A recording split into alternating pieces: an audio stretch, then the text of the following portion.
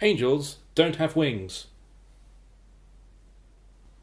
Late March 1995, in the ordinary town of Bedford. Henry was a dull boy, 36 years old and still living with his mother. Employed as a porter at Oldfield House. Shifts went from days to nights. This led to a tendency to sleep at the wrong time and place, such as a bench in Bedford Park. Wake up, Henry. But where am I? Who are you? I am an angel. You're not. You don't have wings. Angels don't have wings. That's a stereotypical fallacy. Is it? Anyway, I still don't believe you. I'd be a fool to. Unless you could prove it. What is the colour of my shirt? Red. And now? Orange. Amber. And now? Green. Now answer your own question. Where are you? I must have dozed off. I'm sitting on a bench in Bedford Park. Behind me is a fence separating the park from a road. Elm Farm Road. It's your road. You live at 125 with your mother, whose name is Madge. From your seat you could see the tops of lorries and vans passing by. A set of traffic lights are in your field of vision. Amber now. Green now. How did you do that without turning around? Are you a magician? No, I'm an angel. All right. But why the... what's that smell? Not that it's unpleasant. A roadworks. Tar. They are mending your road and your light is on green. And that is why I have such an interest in you. Word for word, that's the answer to the question I was about to ask. I know. Henry Hall, you have been chosen. Up to now, your life has been still, waiting for the light, yet blameless. I've been called to recruit you, to grant you the gift of angelhood. The gift? Of an inspiring life. You can be a mountain stream, leaping with the salmon, instead of a pond, stagnating with the algae. What's your name? I'm Endov. Endov. How do I begin to be an angel? You take your time. Think carefully about it. If you decide to give it a try, you could start by getting into shape. Angels used to have swords. It's a jungle out there. The righteous have to do battle with the evil ones. Swords not allowed now, but fitness is a prerequisite. Look at yourself, Henry. Tall enough, broad too, but carrying a stone overweight.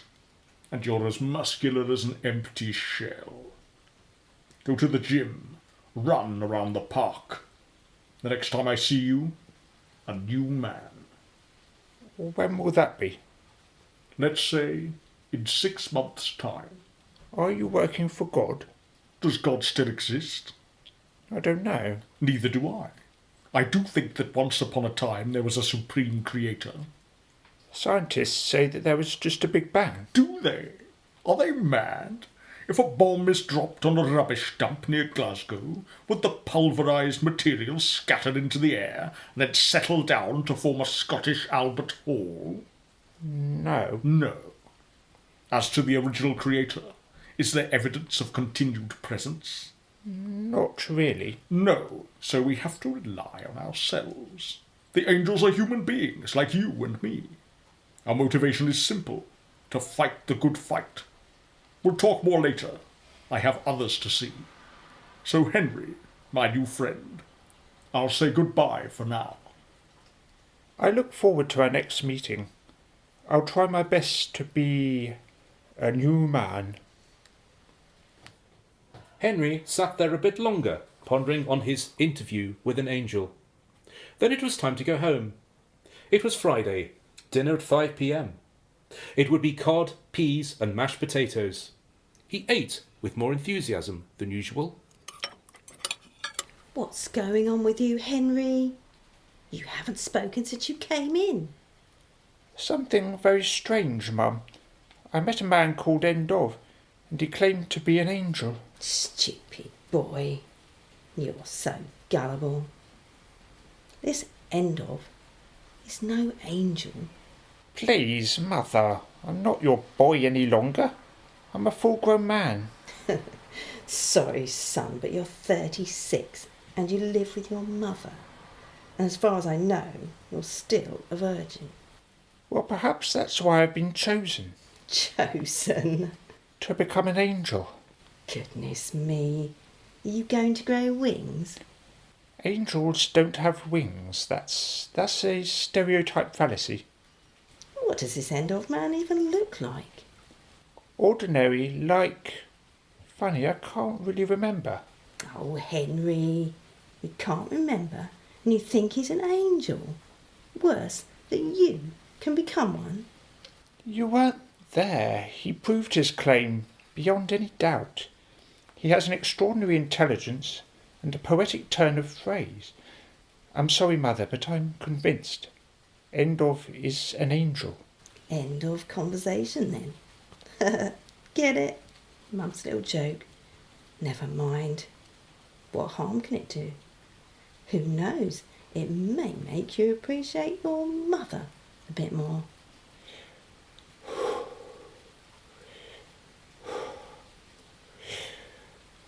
What on earth are you doing? Press-ups. 7, 8, 9, 10, 11, 12. It's hard, but I'll be in the 20s by next week. Some 3 months later, Henry had a minor incident. After his routine run around the park, he went for a coffee at Eddie's place. While waiting for his change, he noticed a lady quietly crying at a table in the corner. With angelhood in mind, he couldn't resist and wandered over to ask if he could help in any way. She was wary, but not too offended by his intrusion. She explained that it was a boyfriend problem, and that was that. I wouldn't have mentioned it, except that that wasn't that.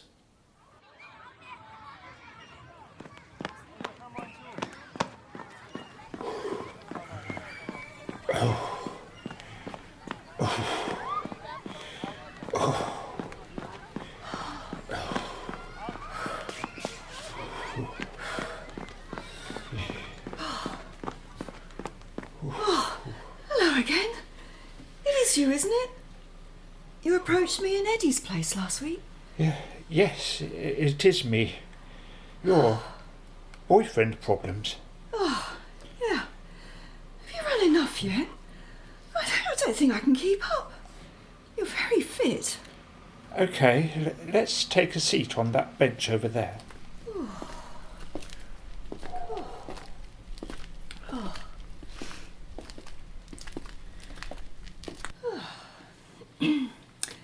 I'm Sal. Henry, you seem much happier now. I am. I broke up with Elliot, who I now think of as idiot. When you last saw me, he'd just made the mistake of slapping me. My golden rule? 1 strike and out. You came over in Eddie's like a chivalrous knight concerned at the sight of a distressed damsel. A risk. I might have told you to fuck off and leave me alone.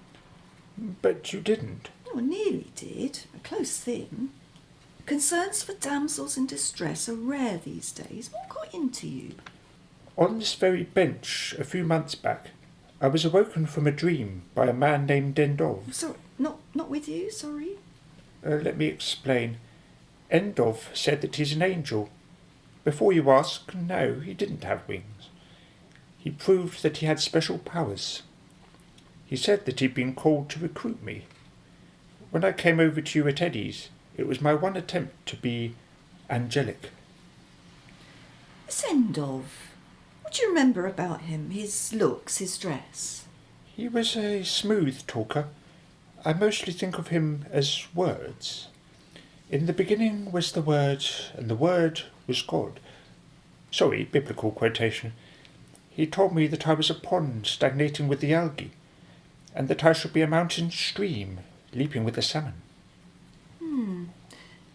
Not as impressive as it must have seemed. If he's recruiting, he'll know all the fancy metaphors off by heart. What else?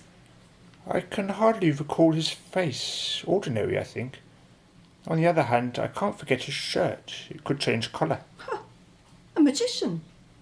I once had a man friend who was a professional magician. He was tricky. My advice? Don't trust this Endov. We'll see. He's due to meet me again before too long.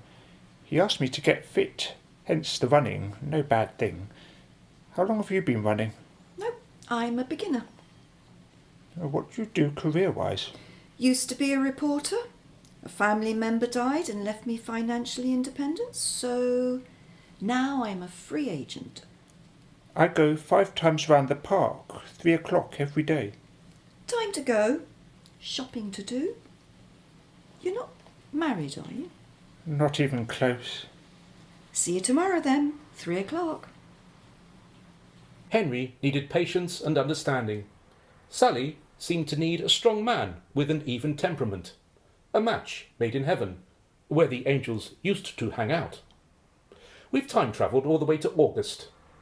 It's 4 a.m, which can only mean that we are on the night shift.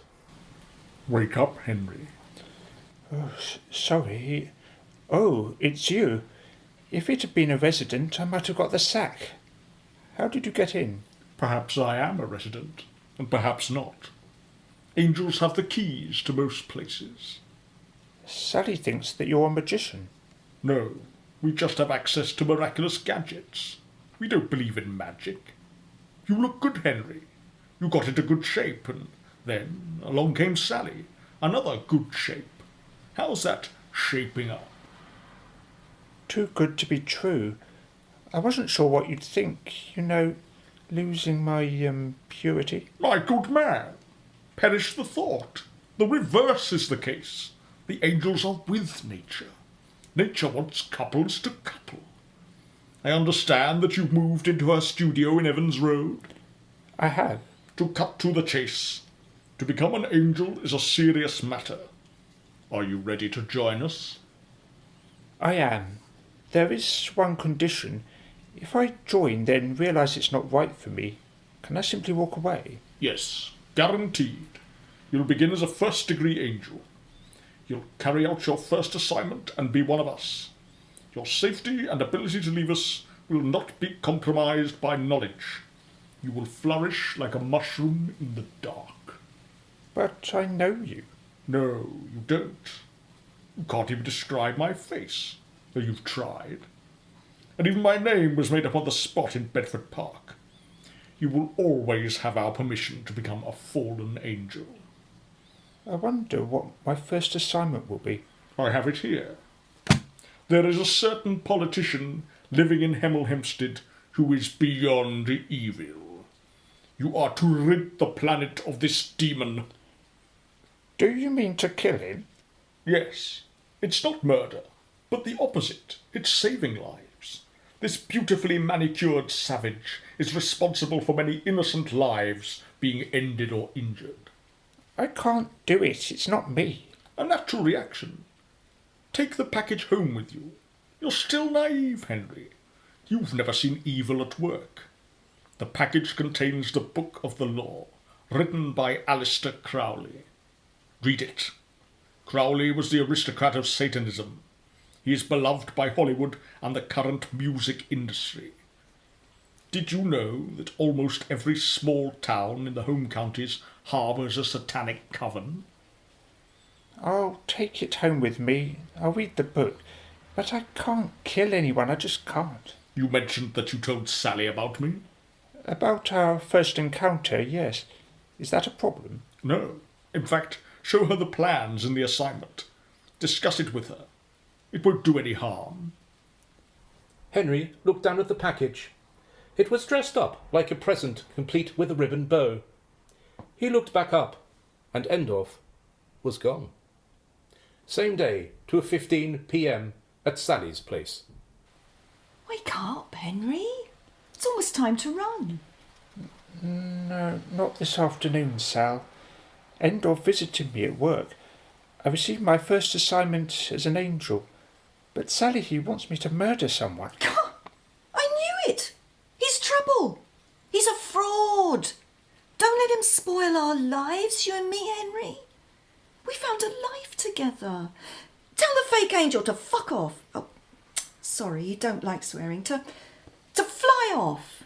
He doesn't have any wings. Fuck off is better. You're not, making this up? Getting your dreams mixed up with reality? No, I'm not. I've thought about that possibility, but I'm not. Go to the cupboard under the stairs. You'll find a parcel there. While I get my trousers on.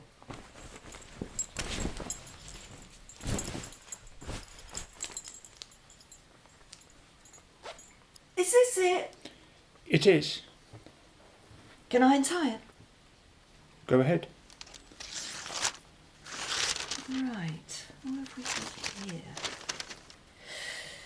A photo of Geoffrey Harrison, MP for Watford South, time in America, 3 years at Yale, recruited by Skull and Bones, whatever that is. Oh, Henry, this is all just conspiracy theory nonsense. What else? Oh, well, all sorts. Got instructions, psychiatric reports, local paper clippings, a 12-year-old girl's accusation of molestation, another a 13-year-old. The girls are said to be subject to fantasies that never went to court. A cover-up by the authorities. What did the parents do? Let's see. Well, they insisted that their girls were telling the truth, but they realised that continuing to press for action would lead to a blind alley, and that would make everything worse. Oh my God! Would you credit it? I found a small gun. Loaded. And, what, here's a book, the Book of Law by Alistair Crowley. He said I'm naive. Oh, nonsense, he died ages ago. Not Crowley, Endov. He said that evil flourishes all around us. This needs sorting out. I was an investigative reporter for a reputable journal, and a damn good one too. I can investigate all this. I can find out the truth about Harrison. I'm certain he's not the evil predator described here. He doesn't deserve to die. Are you sure? You could be putting yourself at some risk. No, look, I really can do this. I need to protect my man. There's enough information here to make the inquiries easy enough. Don't you worry, Henry. I'll do it quietly yet thoroughly. I'll pretend to be a novelist doing research. You'll do all that for me? For you, me and the accused. It may be our duty to warn him of the danger he might be in. That's really thoughtful of you. How long will you be away for? A week at the most. The directions have set the date of Harrison's death to be Friday the 3rd of September. It would be at his constituency surgery in Watford High Street. I'll be back well before that. Oh, I'm a lucky man to have a friend such as you. Oh, it's not luck. I need adventure. That's your gift to me. 3 p.m, Wednesday, 1st of September. Sally's studio. Oh, you're back. Thank God. Safe and sound. I've been worried. I should never have let... Oh, good Lord. You look completely shattered. I'll make you a cup of tea. Oh, I'm more than shattered. Oh, I've been dragged through hell. I need a drink, all right, but something stronger than tea. Sit down, Henry, and be prepared to be shocked. I'll get myself a brandy. Right. Geoffrey Harrison is an evil bastard. Everything in your package turned out to be true. He did spend 3 years at Yale. His closest American associates are self-confessed members of Skull and Bones. Politically, he's known as the British neocon. He's voted to support every American regime change.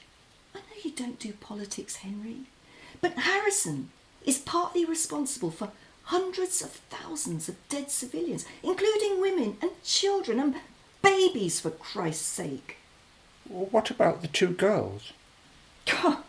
More than 2, all covered up by the authorities. He's protected. How did he, as an MP, get himself into situations where he could, you know... You're never going to believe this, Henry. Harrison gets full credit for imagination. For years, he had a second job as Cocoa Pop the clown. He entertained children at birthday parties and the like, and apparently he was very good at it. No one knew that Cocoa Pop was the MP for Watford South. Unbelievable. Yeah, but true. I slowly gained the trust of 3 of the families affected and was allowed to listen to the girls' stories. Although they lived miles apart and went to different schools, their recollections had remarkable similarities. Harrison is a paedophile, there's no doubt about it. I don't want you to do this thing, Henry. It's not in your nature. I'm going to shoot the bastard. I want to.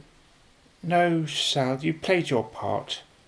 I'll do it. It's my duty. It's been given to me. I'll go to his Friday morning surgery and put 3 bullets into him. What happens then? According to the instructions, you simply, gun in hand to warn off any interference, walk out and into the high street. A green car will be waiting for you, driven by an angel. You'll be taken to a safe house. I'll do it, Sal. You'll see. You'll be proud of me.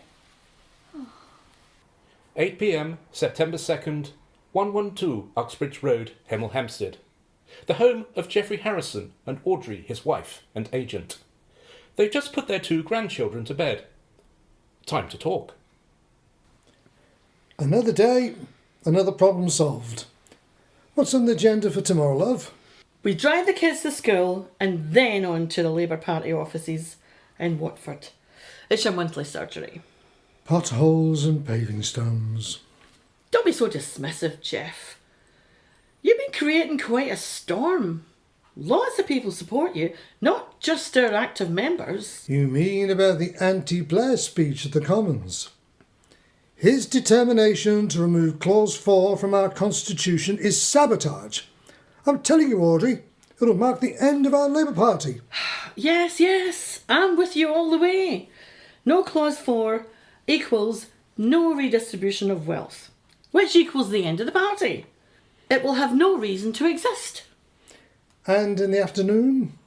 You have a cross-party meeting on the housing crisis. I'm looking forward to that. I have a little surprise for the nodding heads. I'm going to introduce them to a campaigner for the tripling of council houses. Well, is he or she appointed to the panel? It's a he, and no, he's not. Well, then he won't be allowed to speak. I think he will be. The nodding heads are very conscious of bad publicity. I have co-opted a rare bird called Budgie. No less a figure than Adam Faith. Love Adam Faith. What do you want if you don't want money? What do you want if you don't want gold? Say what you want and I'll give it to you, honey. Wish you wanted my love, baby. Adam grew up in a council house and he hasn't forgotten his roots. Well done, Jeff. Quite a coup.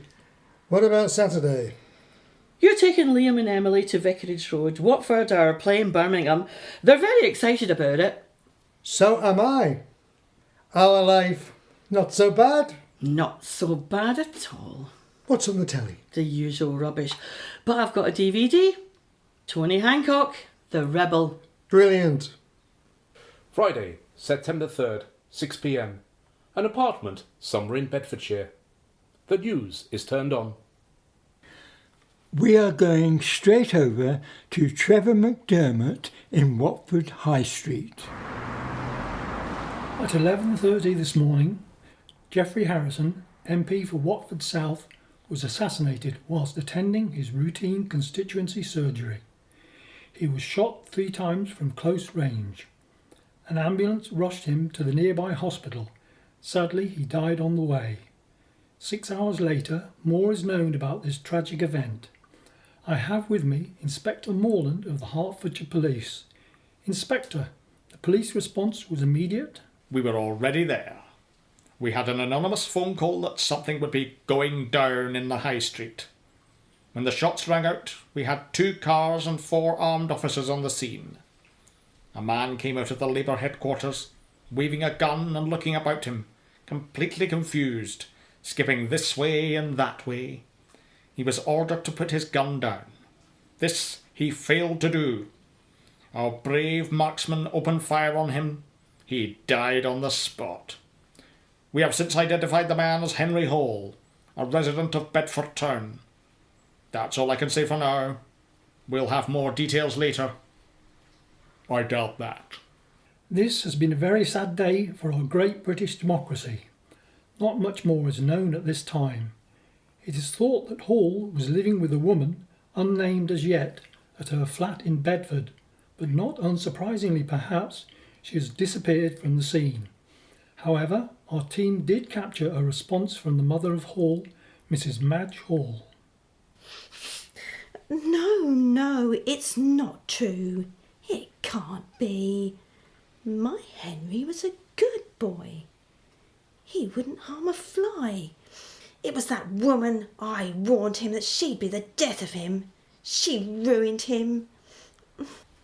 He was an angel. An angel without wings. Sorry, can't speak. Oh, she's right. He was a good boy.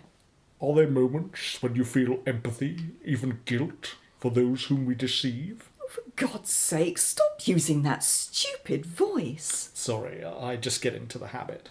Well, yes, of course. There were moments, a slight weakness, moments of guilt, yet nothing compared to the pride I feel in our work. By the way, where did you go last week? I stayed with my sister in Swindon.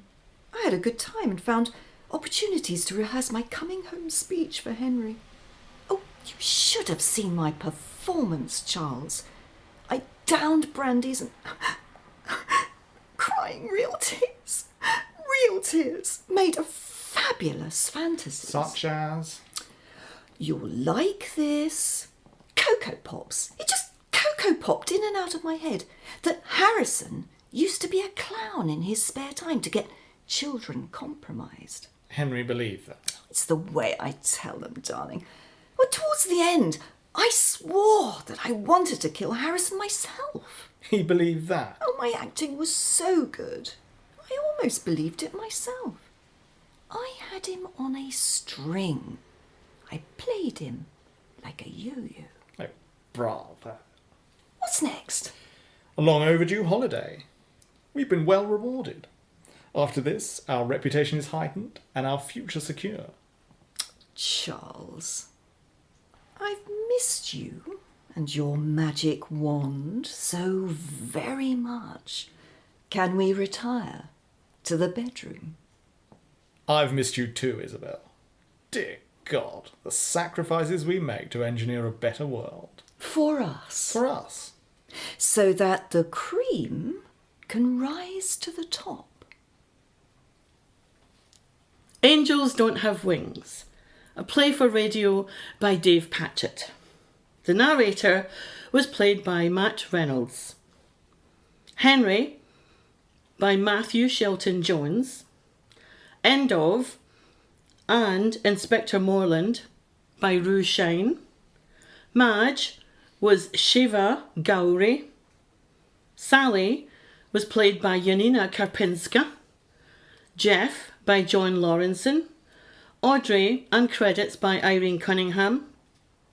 TV announcer by Dave Patchett. Trevor by Andrew Reid.